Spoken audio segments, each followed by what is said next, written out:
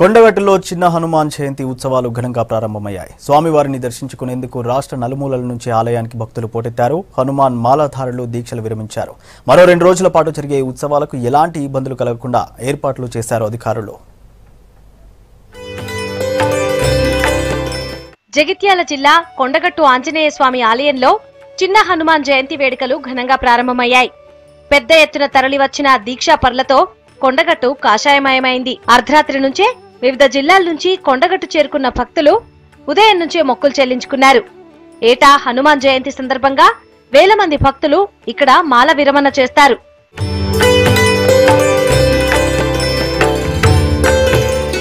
జయంతి సందర్భంగా ఇవాళ ఆలయంలో ప్రత్యేక పూజలు నిర్వహించారు. ఉదయం 9ంటికి నవగ్రహారాధన, సుందరాకాండ పారాయణం, అభిషేకాలు, సహస్రనామార్చన, మహానివేదన, మంత్రపుష్పాన్ని నిర్వహించారు. ఇక సాయంత్రం 5 నుంచి సీతమ్మ వారికి కుంకుమార్చనతో పాటు ఆంజనేయ స్వామికి ప్రత్యేక పూజలు నిర్వహిస్తున్నారు. కోరికలు నెరవేర్చే దేవుడిగా కొండగట్టు హనుమాన్ని భావిస్తారు భక్తులు. అందుకే ఏటా హనుమాన్ జయంతి సందర్భంగా వేల మంది భక్తులు ఇక్కడికి వస్తూ ఉంటారు. 3 రోజుల పాటు జరిగే ఉత్సవాలకు రద్దీని దృష్టిలో ఉంచుకుని భక్తులకు ఎలాంటి అసౌకర్యాలు కలగకుండా ఏర్పాట్లు చేశారు కలెక్టర్ శరత్. స్వయంగా ఏర్పాట్లను పరిశీలించి ఆలయంలో ప్రత్యేక పూజలు చేశారు. కొండగట్టు ఆంజనేయ స్వామి క్షేత్రంలో చిన్న హనుమాన్ జయంతి ఉత్సవాలు ఘనంగా జరుగుతా ఉన్నాయి. దీనిలో భాగంగా ఏర్పాట్లు కూడా సాధ్యమైనంత వరకు భక్తులకి ఎలాంటి అసౌకర్యం కలగకుండా వారి దర్శనం చేసుకునే దాంట్లో కానీ, అదేవిధంగా వారు వచ్చిన తర్వాత స్నానాలకు కానీ, వసతికి కానీ, తాగునీటికి కానీ ఇబ్బందులు రాకుండా చాలా వరకు చర్యలు తీసుకున్నాం. ముఖ్యంగా కోనేరులో నీళ్లు రావటం కానీ, అదేవిధంగా తాగునీటి వసతి కానీ ఇవి చాలా మంచిగా ఉన్నాయని చెప్పారు. ఇంకా చిన్న ఈ శానిటేషన్ సిబ్బంది అలాంటివి ఉన్నాయి. బట్ శానిటేషన్ చేస్తా ఉన్నాం, పరిశుభ్రత చేస్తా ఉన్నాం. కానీ ఇంకా మనకు ఇక రాను కూడా ఇక స్వామివారి దయతోటి ఇంకా మంచిగా అభివృద్ధి జరుగుతుందని కోరుతున్నాం.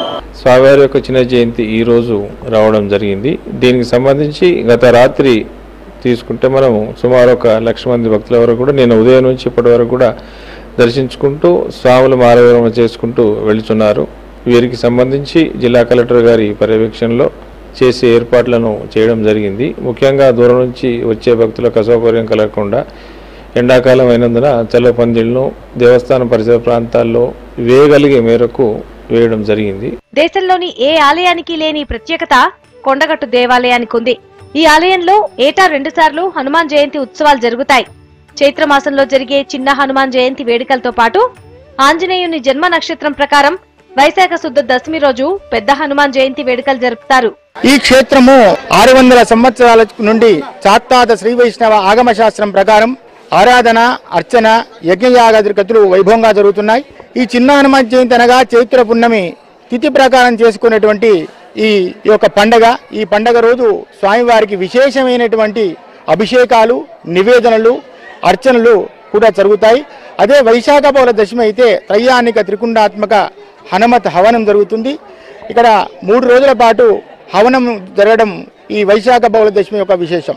కొండగట్టులో 4 రోజుల పాటు జరిగే ఉత్సవాలు ఆదివారం ముగుస్తాయి.